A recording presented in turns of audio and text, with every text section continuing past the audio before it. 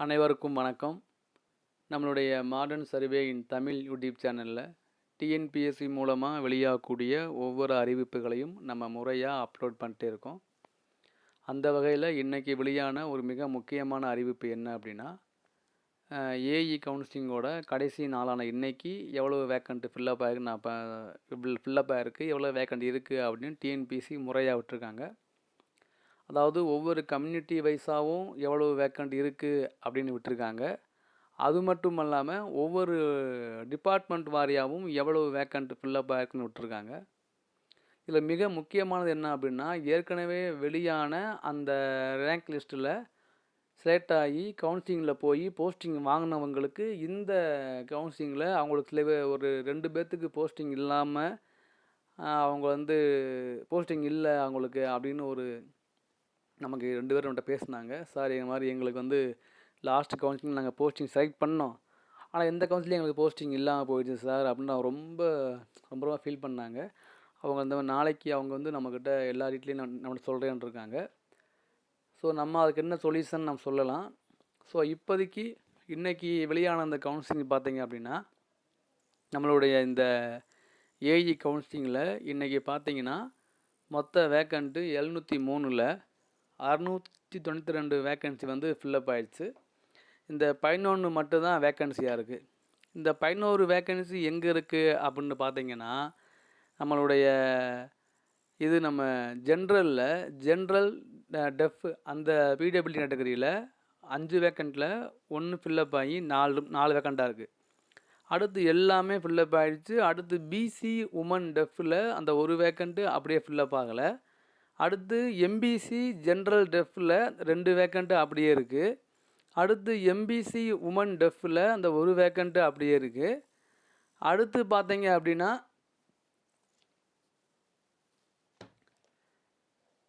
நம்மளுடைய SC general டெஃப்பில் அந்த 1 vacancy அப்படியே இருக்குது. அடுத்து எஸ்சி உமன் டெஃப் பிரிவில் 2 வேக்கன்சி அப்படியே இருக்குது. ஆக மொத்தம் 11 வேக்கன்சி ஃபில்லப் ஆகலை. இந்த 11 வேக்கன்சியுமே பிடபிள்யூடியில் தான் வருது, வேறு காமன் பிரிவில் வரவே இல்லை. அதனால் அவ்வளோதான் கவுன்சிலிங் முடிஞ்சிச்சு. இதோட கவுன்சிலிங் முடிஞ்சு அடுத்து மற்றபடி வேறு எதுக்குமே இதில் வாய்ப்பு இல்லை. அதாவது என்ன சொல்லணும்னா, திரும்ப இந்த சிலர் என்கிட்ட ஃபோன் பண்ணி சார் இந்த போன கவுன்சிலிங்கில் போஸ்டிங் வாங்கின 2 பேர்த்துக்கு இந்த வேக்கண்டில் போடுவாங்களா அப்படின்னு கேட்குறாங்க. அப்படி கிடையாது. பிடபிள்யூடியில் உள்ள வேக்கன்சி அது கேரி ஃபார்வர்டு தான் ஆகும், அது ஒன்றே மாறாது. இப்போ பார்த்தீங்கன்னா எக்ஸாம்பிள் இப்போ விடோ பிரிவில் ஒரு வேக்கண்ட் இருக்குது அப்படின்னா அது ஃபுல்லப் ஆகலைன்னா அதை வேணால் அந்த குரூப்பில் உள்ள உமனுக்கு வரலாம். இப்போ ஒரு பிசி விடோவில் ஒரு வேக்கண்ட் இருக்குது அப்படின்னா அது இந்த விடோ பிரிவில் யாருமே இல்லைன்னா அது உமனுக்கு அது காமன் உமனுக்கு வரலாம், பிசி உமனுக்கு வரலாம். இப்போ உமன் பிஎஸ்டிஎம்மில் ஒரு வேக்கண்ட் இருக்குது, அது ஃபில்லப் ஆகலைன்னா அது உமனுக்கு வரலாம். ஆனால் பிடபிள்யூடியில் உள்ள வேக்கண்ட் மட்டும் ஃபில்லப் ஆகலைன்னா அது அடுத்த கவுன்சிலிங் வச்சு ஃபில்லப் பண்ண மாட்டாங்க. அது முழுவதும் கேரி ஃபார்வர்டாக அடுத்த எக்ஸாமுக்கு அது கொண்டு போகப்படும். அதனால் இந்த வேக்கன்சி அப்படியே தான் இருக்கும். இந்த 11 வேக்கன்சியும் பார்த்தீங்கன்னா முழுக்க பிடபிள்யூடி பிரிவில் தான் வருது.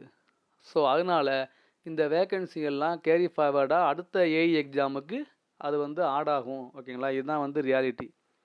ஸோ இப்போ நீங்கள் பார்த்தது ஒவ்வொரு கம்யூனிட்டி வாரியாக உள்ள வேக்கன்சி. நீங்கள் அடுத்து பார்த்தீங்கன்னா ஒவ்வொரு டிபார்ட்மெண்ட் வாரியாக எவ்வளோ வேக்கன்சி இருக்குது அப்படின்னு போட்டிருக்காங்க. நீங்கள் பாருங்கள். இப்போ நீங்கள் ஸ்க்ரீனில் பார்த்தீங்கன்னா மொத்தம் 11 வேக்கன்சி நான் பார்த்தோம் இல்லையா, ஃபில்லப் ஆகாத வேக்கன்சி.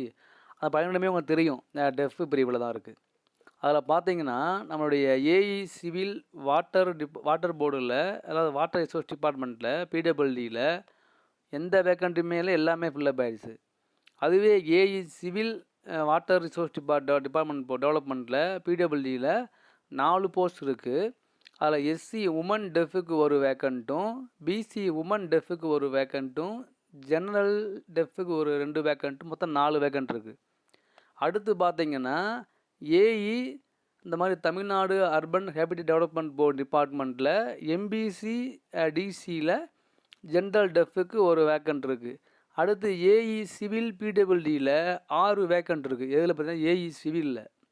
அப்போ இந்த 6 வேக்கன்சி எங்கே வருது அப்படின்னா எஸ்சி ஜென்ரல் டெஃப்லையும் எஸ்சி உமன் டெஃப் அந்த பிரிவுலையும், எம்பிசி டிஎன்சி ஜென்ரல் டெஃப்லையும், எம்பிசி டிஎன்சி உமன் டெஃப்லையும், ஜென்ரலில் டெஃப் பிரிவில் 2 வேக்கன்சி, மொத்தம் 6 வேக்கன்சி இதில் ஃபில்லப் ஆகுது. ஸோ ஒவ்வொரு டிபார்ட்மெண்ட்டில் எவ்வளோ வேக்கன்சி இருக்குது, அந்த காலியான ஒவ்வொரு கம்யூனிட்டி வாரியாக உள்ள வேக்கன்சி 11, அந்த 11 என்னென்ன டிபார்ட்மெண்ட்டில் இருக்குது அப்படின்னு டிஎன்பிஎஸ்சியை வந்து முறையாக விட்டுருக்காங்க.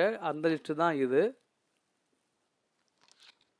இப்போ நீங்கள் பார்க்குறது பார்த்தீங்கன்னா நம்மளுடைய சிஎம்டிஏ, அந்த சிஎம்டிஏ டிபார்ட்மெண்ட்டில் எவ்வளோ வேக்கன்சி இருந்திருக்கு அப்படின்னா, இந்த 4th டே கவுன்சிலிங்கில் 13 வேக்கன்சி இருக்குது. அந்த 13ல் 12 வேக்கன்சி ஃபில்லப் ஆகிடுச்சு, ஒரு வேக்கன்சி மட்டும் இருக்குது அதில் சிஎம்டிஏவில். ஓகேங்களா? ஸோ இன்றைக்கி நடந்த இந்த கவுன்சிலிங்கில் 13 வேக்கன்சி சிஎம்டிஏ டிபார்ட்மெண்ட்டுக்கு ஒதுக்கப்பட்டதில் 12 வேக்கன்சி ஃபில்லப் ஆகிடுச்சு, ஒரு வேக்கன்சி மட்டும் ஃபில்லப் ஆகலாம். அந்த ஒன்று எதுனா நான் பார்த்தோம்ல ப்ரீவியஸாக டெஃப்பில் தான் வரும். ஓகேங்களா? இது வந்து சிஎம்டிஏவில் உள்ள வேக்கன்சி பொசிஷன். அடுத்து பார்த்திங்கன்னா நம்மளுடைய கம்பைன் இந்த ஏஇயில் ஜிடிஎஃப்இ அதில் பார்த்திங்கன்னா அதில் எவ்வளோ வேக்கன்ட் ஃபில்லப் ஆகிருக்குன்னா, அதில் பார்த்து மொத்தம் பார்த்தீங்கன்னா 18 வேக்கண்ட்டு, 18மே வந்து நமக்கு ஃபில்லப் ஆகிடுச்சு. ஒன்றோட நமக்கு வேக்கண்ட் இல்லை இந்த பிரிவில். எந்த பிரிவில்னா இந்த ஜிடிஎஃப்ஏ பிரிவில் ரீகவுன்சிலிங்கில். நீங்கள் அடுத்து பார்க்குறேன்னா இப்போ நான் பார்க்குறது ஆட்டோமொபைல் டிபார்ட்மெண்ட்டில் ரீகவுன்சிலிங்கில் பார்த்திங்கன்னா மொத்தம் 5 வேக்கன்சி இருக்குது. 5மே ஃபில்லப் ஆகிடுச்சு. இன்றைக்கி அதாவது இன்றைக்கி 4th டேவுடைய எண்ட் ஆஃப் கவுன்சிலிங்கில் 5 வேக்கன்சி 5மே வந்து ஃபில்லப் ஆகிடுச்சு. ஸோ இன்றைக்கி வந்து ஒரு மிக நீண்ட காலமாக பெண்டிங்கில் இருந்த இந்த அசிஸ்டண்ட் இன்ஜினியருடைய கவுன்சிலிங்குடைய ஃபுல்லாக முடிஞ்சிருச்சு நேற்று இன்றைக்கும். நம்ம இதில் கவனிக்கப்பட வேண்டியது என்ன அப்படின்னா, இதில் வந்து தேர்வு செய்யப்பட்டவங்களுக்கு நம்மளுடைய வாழ்த்துக்கள் தான், அதில் எந்த மாற்றமும் இல்லை.